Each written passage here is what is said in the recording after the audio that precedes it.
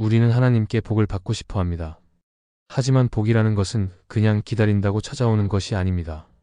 하나님은 누구에게나 은혜를 베푸시는 분이지만 특별히 하나님의 마음에 합한 태도와 습관 위에 더 깊은 복을 부어주십니다.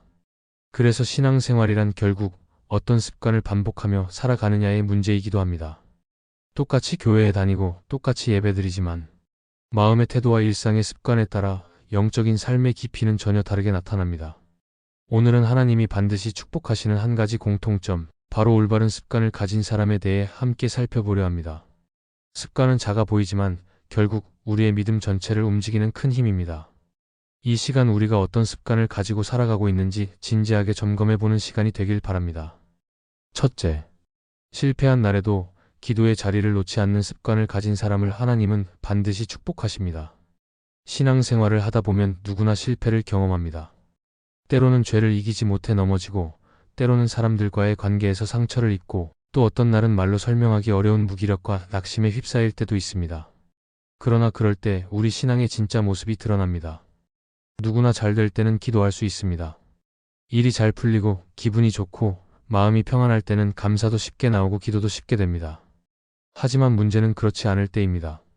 마음이 무겁고 결과가 실망스럽고 스스로가 너무 부끄러울 때, 그때도 기도의 자리를 지킬 수 있는가? 바로 거기서 진짜 신앙이 갈라집니다. 하나님은 늘 우리의 성공보다 중심을 보십니다. 기도의 자리를 지키는 사람은 지금 눈에 보이는 결과보다 하나님과의 관계를 더 중요하게 여기는 사람입니다. 하나님께 나아가는 그 순간이 하나님을 신뢰한다는 고백이 되기 때문입니다. 단지 무릎을 꿇는 행동이 아니라 하나님 앞에 나아가고자 하는 마음이 진심이라는 증거입니다.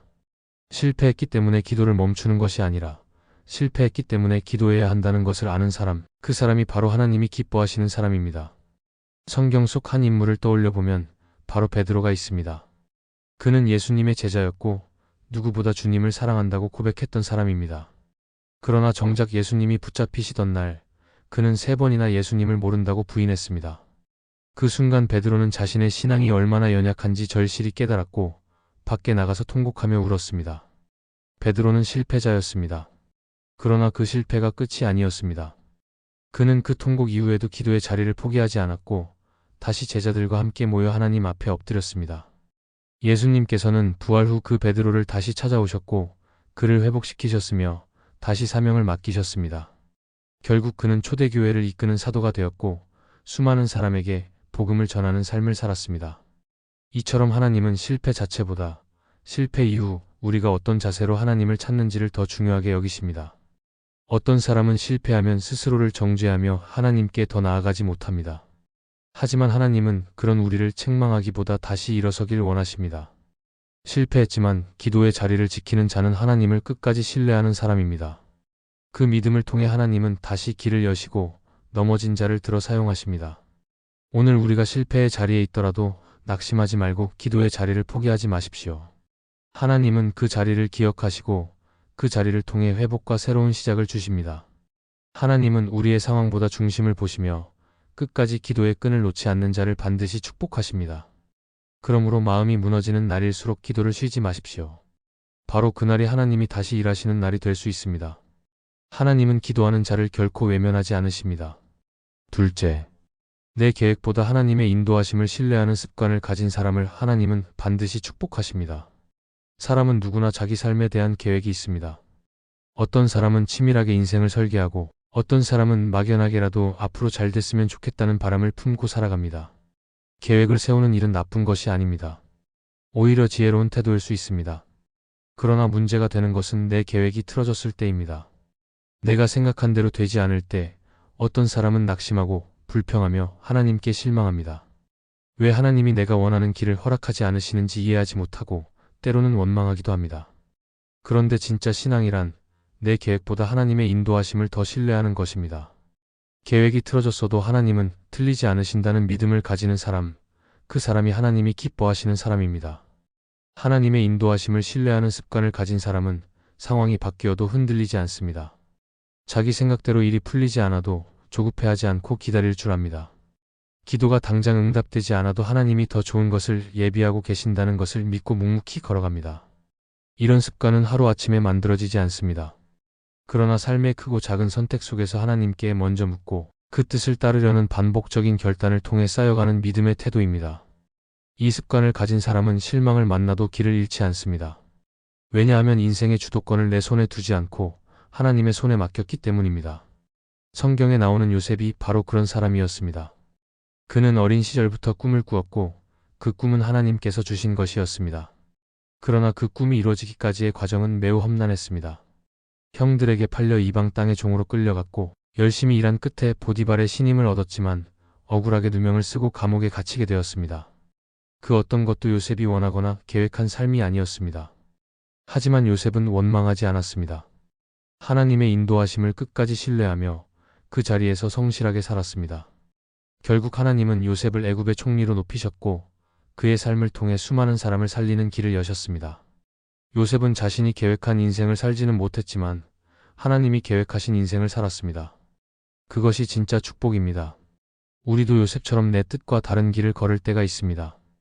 그러나 그때 하나님을 신뢰하는 훈련이 시작됩니다. 내가 포기하는 순간 하나님은 일하기 시작하십니다. 내가 생각한 길보다 더 높은 길, 더 깊은 뜻이 있다는 것을 믿고 순종하는 사람을 하나님은 반드시 축복하십니다.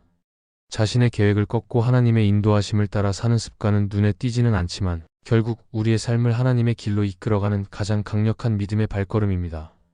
하나님께 묻고 하나님을 기다릴 줄 아는 사람, 그 사람에게는 하나님의 가장 좋은 것이 반드시 따라오게 됩니다.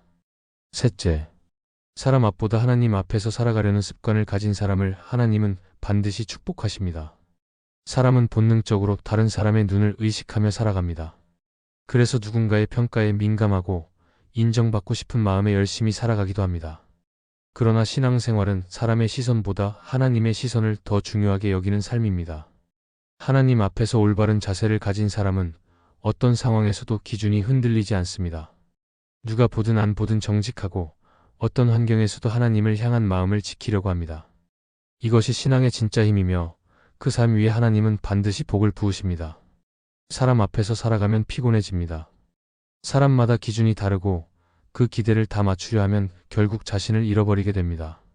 하지만 하나님 앞에서 살아가는 사람은 기준이 단순해집니다. 하나님의 뜻이 무엇인지에만 집중하면 되기 때문에 더 이상 흔들리지 않고 불안하지 않습니다.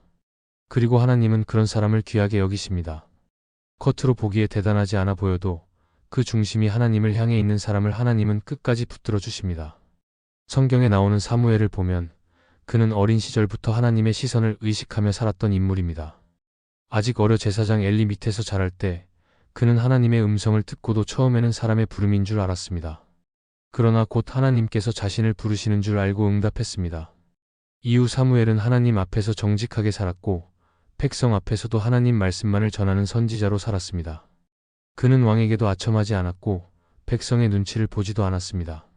하나님의 시선을 기준 삼아 살았던 그의 삶을 통해 이스라엘은 하나님의 말씀을 듣는 나라로 세워졌습니다. 오늘날에도 마찬가지입니다.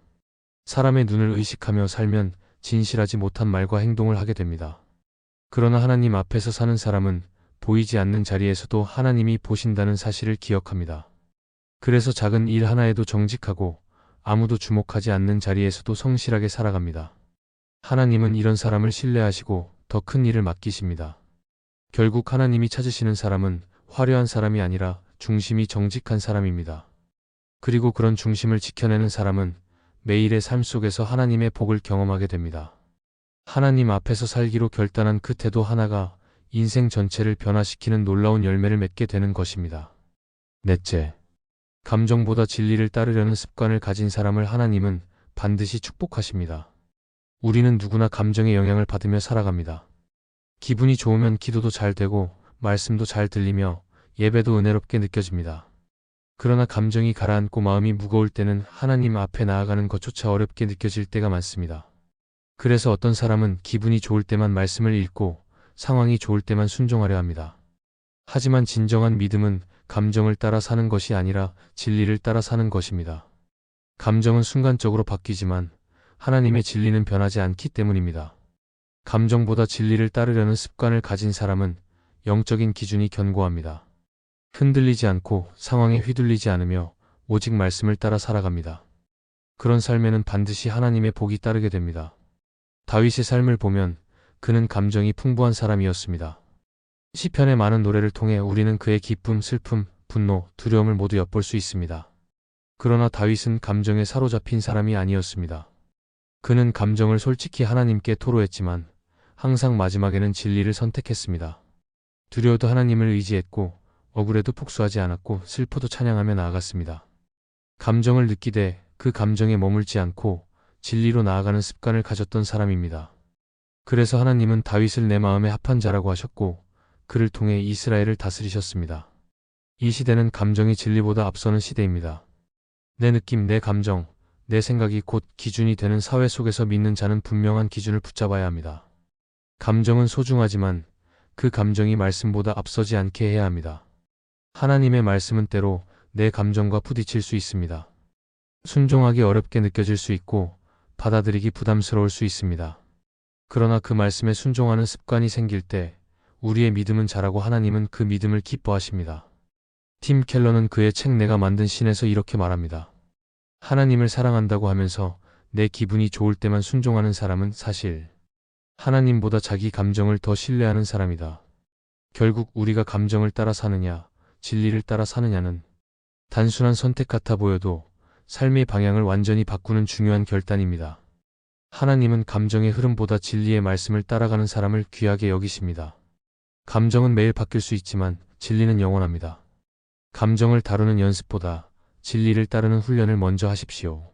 그것이 하나님께서 반드시 축복하시는 인생의 습관입니다. 우리는 신앙생활을 오래 해오면서 많은 것을 배우고 익혀왔지만 결국 우리 삶을 움직이는 힘은 반복되는 태도와 습관에 있습니다. 하나님께서 복을 주시는 사람은 대단한 업적을 세운 사람이 아니라 평범한 일상 속에서도 하나님을 향한 중심을 지키는 사람입니다. 실패해도 기도의 자리를 포기하지 않고 자신의 계획보다 하나님의 뜻을 우선에 두며 사람의 눈보다 하나님의 시선을 의식하고 감정보다 진리를 붙드는 사람, 이처럼 작은 습관 속에 하나님의 은혜와 축복은 깊이 스며들어 있습니다. 오늘 우리가 살펴본 이 4가지 습관은 결코 거창하거나 어려운 것이 아닙니다. 그러나 쉽게 무시되거나 소홀히 넘기기 쉬운 부분들입니다. 하지만 이 습관들을 마음에 새기고 삶 속에서 실천하려고 노력할 때 하나님은 반드시 그 사람을 기억하시고 복을 내려주십니다. 왜냐하면 하나님은 중심을 보시고 그 중심이 하나님을 향해 있는 사람을 기뻐하시기 때문입니다. 우리도 결단해야 합니다. 그저 신앙 지식만 많아지는 것이 아니라 하나님이 기뻐하시는 태도와 습관을 따라 살아가는 삶으로 나아가야 합니다. 그때 비로소 우리의 신앙은 깊어지고 삶의 열매는 하나님 앞에 드릴 수 있는 복된 열매가 될 것입니다. 하나님께서 찾으시는 그 사람, 복을 받을 준비가 된 사람으로 살아가시기를 바랍니다. 이 말씀이 마음의 은혜가 되셨다면 좋아요와 구독으로 함께 해주세요. 그리고 댓글에 아멘이라고 남겨주시면 하나님의 은혜가 더 많은 사람들에게 전해질 것입니다. 여러분의 삶 위에 하나님의 은혜가 언제나 함께 하시기를 바랍니다. 감사합니다.